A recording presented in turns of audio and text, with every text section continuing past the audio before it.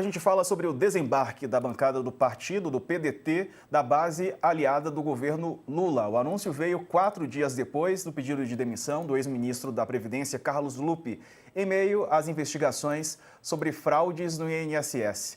Mesmo depois de o presidente Lula ter nomeado para o lugar de Lupe, o ex-deputado do PDT, Volney Queiroz. Sobre este assunto, a gente fala agora com o deputado Mário Heringer, que é líder do partido na Câmara. Deputado, bem-vindo, uma boa tarde para o senhor. Eu ouvi o relato de que o PDT acredita que o ministro, agora ex-ministro Lupe, foi maltratado pelo governo Lula, por isso esse posicionamento. Queria entender exatamente por que o Lupe teria sido maltratado na avaliação dos senhores, mesmo diante das informações que foram divulgadas até aqui, sobre o que a gente sabe sobre essa investigação em relação ao INSS. Uma boa tarde. Boa tarde, é um prazer estar falando com vocês aqui. Na minha opinião, a palavra maltratado nunca foi colocada dessa maneira.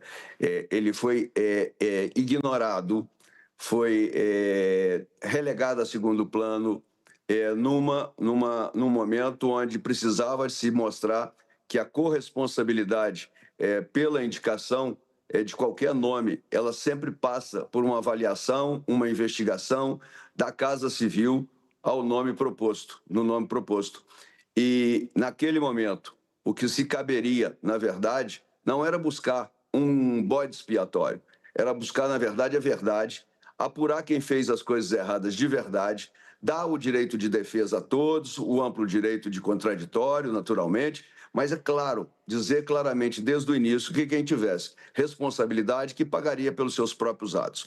O que aconteceu, na verdade, essa questão do maltratado, é que, num momento de crise, onde já se habituou, em muitos segmentos, escolher um culpado e pensando que naquela crise ela nasceu de uma foto, e esquecer que, na verdade, essa crise é um filme. Ela começa há muitos anos e vem aumentando gradativamente. E isso não exime qualquer um que estiver cometendo crime de responsabilidade, mas tem que separar o que é crime do que não é crime. E é essa coisa que pegou, basicamente, como gota d'água nas relações que a Câmara tem com o governo. Isso eu digo Câmara porque a nossa decisão foi a decisão dos deputados federais. Não tem nada a ver com o Senado e nem com o próprio partido de uma maneira geral. Deputado, boa tarde. Obrigado aqui pela presença no All News. Deixa eu fazer uma pergunta para o senhor. Desculpa até usar os termos, na verdade, né? Mas é que eu estava numa conversa, inclusive, com um membro da bancada do PDT, que ele falou assim, não, Sakamoto, você tem que entender. Porque eu perguntei, rolou um divórcio litigioso com o governo, né? Ele falou, não é um divórcio litigioso com o governo, até porque a gente tem, muitas vezes, orientações e visões pragmáticas que são muito semelhantes, são muito conhecidas. Mas não é um divórcio litigioso, o que aconteceu é que agora estamos num relacionamento aberto com o governo. O senhor concorda com as palavras dele? Bem, eu não acho essa correlação de posições assim, muito considerável no caso da política, até porque não entendo assim. Eu entendo, na verdade, que se a gente for usar a mesma imagem, é que nós realmente não tivemos um divórcio litigioso, mas houve uma fadiga de material e a gente, nesse momento, está fazendo uma separação por incompatibilidade de gênios. Incompatibilidade de gênios. Mas daqui para frente, qual vai ser o destino do PDT, então, daqui para o futuro? Vai se aliar ao PL, por exemplo? O que fará o PDT, por exemplo, visando 2026, que parece que está longe, mas é logo ali, né? O tempo passa rápido. Não tenha dúvida nenhuma. O tempo passa na velocidade do tempo e a gente não tem como impedir que as coisas aconteçam e aconteçam nesse próprio tempo. O que nós te garantimos desde já é que nós não temos vontade nenhuma e pretensão nenhuma de nos aliarmos ao PL, ao partido do Bolsonaro e qualquer partido que tenha esse comportamento de direita e principalmente uma direita radicalizada, né? Não tem chance nenhuma. Na verdade, o caminho que que nós seguiremos, na verdade, é um caminho de continuar defendendo as nossas posições ideológicas, trabalhando dentro da pauta progressista do jeito que nós sempre trabalhamos, mas com certeza, como nós estivemos até hoje, apoiando o governo Lula, nós não podemos dizer que o governo Lula foi todo ruim, que é de todo ruim. O que foi ruim para nós é a nossa relação, nossa relação interpartidária. E se no futuro nós pudermos oferecer uma alternativa ao país para que possa disputar uma eleição de presidente, o que nós já fizemos, e aí para restringir no tempo que eu sou deputado desde a eleição de 2002, nós disputamos 6 eleições presidenciais, e dessas 6 eleições presidenciais, o PDT teve candidatos próprios em 4, considerando que em 2002 o Ciro foi candidato pelo PPS, mas o vice era do PDT na época, era uma chapa. Então, nós tivemos o Ciro em 2002, nós tivemos o Cristóvão em 2006, em 2010 e 2014 nós não tivemos candidato nosso próprio, mas em 2018 e 2022 tivemos o Ciro novamente. Então, eu quero dizer assim, nós não estamos perdidos no tempo, nós estamos acompanhando o tempo e o movimento, e essa é o nosso caminho. Mas nada impede que nós tenhamos qualquer aproximação com qualquer pessoa, com qualquer partido que tenha candidatos progressistas, que fale aproximadamente, que é natural, que não vai falar a mesma língua da gente, mas que fale mais próximo dos nossos ideais, das nossas posturas, e com certeza a gente pode fazer. Inclusive, não tendo outra pessoa, também apoiar o PT, apoiar o Lula. Mas isso é um ponto que eu vejo como um ponto futuro. Mas, deputado, e aí, mas fazendo até uma provocação, porque, de certa forma, como o senhor mesmo colocou, o ex-governador, ex-ministro Ciro Gomes, ele foi o candidato do PDT nas últimas 2 eleições, né? E o Ciro mesmo já colocou, por mais que ele tenha já dito uma vez que ele não, sabe, está desgostoso com tudo isso da política, ao mesmo tempo, né, é também bastante possível, bastante provável que se o próprio PDT, né, conversar com ele, abrir caminho e tudo isso mais, falar, não, é o nome do partido, ele venha tentar novamente em 2026. Né? A questão é, de certa forma, não seria, na verdade, meio que esperado que o próprio PDT, exatamente pela presença do Ciro no partido, acabasse saindo do governo em algum momento, desembarcando oficialmente do governo. Eu não estou falando de oposição, porque eu estou deixando claro que não é uma oposição sistemática ao governo, né, mas está seguindo um caminho de independência aí, até por conta da orientação ideológica do partido que tem muitos pontos de conexão com o governo. Então, você até imagina que vai continuar tendo, de certa forma, uma parceria, mas não seria esperado que o PDT, por ter um nome forte como Ciro Gomes, em algum momento desembarcaria? Bem, eu reconheço que a sua questão traz uma expectativa de verdade, sem dúvida nenhuma.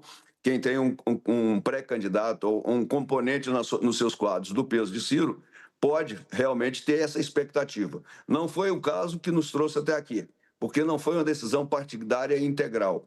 Foi uma decisão da bancada do PDT na Câmara. Essa bancada do Senado, inclusive, já se contrapôs, dizendo que continue, não há briga entre nós por isso. Nós não fizemos uma discussão na Executiva Nacional do partido, então não é uma posição partidária 100%. Então, nós não fizemos isso pelo candidato Ciro, pela expectativa. E mais, acho muito cedo ainda para a gente colocar nomes de candidatos. Até porque, se viéssemos a ter um candidato no futuro e se viéssemos a conversar com outros partidos que pudessem compor uma chapa conosco, a gente já entrar apresentando o nosso candidato é um fator frenador para que alguém venha ficar junto conosco. Essa construção não pode ser uma construção de que eu tenho esse aqui e vocês venham nos apoiar. Então, na verdade, o momento não é propício e não seria inteligente, nesse momento, fazer esse tipo de colocação pública e começar a fazer uma propaganda, vamos dizer assim, de um provável candidato nosso. E o Ciro tem dito, a torto e a direito, para todo mundo, para quem quiser ouvir, que ele realmente não é candidato. Então, entendo até agora que ele não é candidato. Certo, então vamos acompanhar, né? Porque as coisas mudam com o passar do tempo. Líder, obrigado pela companhia, pela entrevista aqui com a gente. Aliás, um abraço para o senhor e bom trabalho em Brasília. Obrigado, bom trabalho para vocês aí. Obrigado. Valeu. Depois do intervalo, falaremos sobre a posse do ministro Frederico de Siqueira Filho nas comunicações. Ele tomou posse, né? O Centrão postergou, teve muita discussão de quem seria o indicado para esse cargo, teve uma desistência do União Brasil e finalmente tomou posse, portanto, Frederico de Siqueira Filho no Ministério das Comunicações. Depois do intervalo, a gente conta mais. Até já. Aqui no YouTube, Sakamoto, e essa saída do PDT, as explicações do líder do PDT na Câmara? Eu acho que ele foi sincero nas explicações, né? Agora, a minha avaliação foi interessante que essa conversa que eu tive com o membro da bancada, né? Porque ele falou, não, vocês estão tratando como se fosse um divórcio litigioso, e não é, né? Ele colocou isso. O PDT, eu ainda, na verdade, acabo... Eu reforço que a gente já tinha analisado aqui tempos atrás. Não houve um divórcio do PDT com o governo na minha avaliação.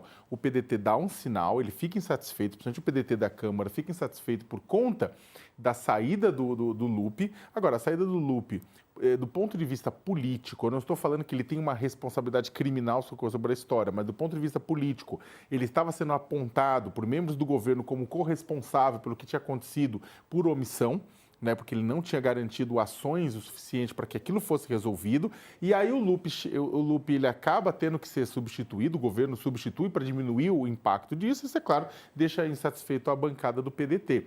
Só que é o seguinte, não se imagina, o PDT como um partido, né, ir à sua bancada, ele tem muitos pontos programáticos com o próprio governo. É difícil imaginar que o PDT vai assumir um comportamento totalmente independente com o governo, e o governo tendo que ralar lá votação por votação. Ele deve continuar alinhado, até porque você tem um alinhamento ideológico, programático com o próprio governo, né? Mas é claro que, como eu também já tinha falado aqui, as votações vão ficar mais caras. Eu não estou falando de compra de emenda de votos, etc. e tal, mas vai ter que o governo vai ter que caminhar um dobrado em alguns casos para tentar convencer o PDT a votar junto. Mas eu não vejo isso como um divórcio litigioso, né? Por mais que o líder do PDT tenha colocado outro termo, né? Eu acho que relacionamento aberto é um bom termo. Relacionamento aberto.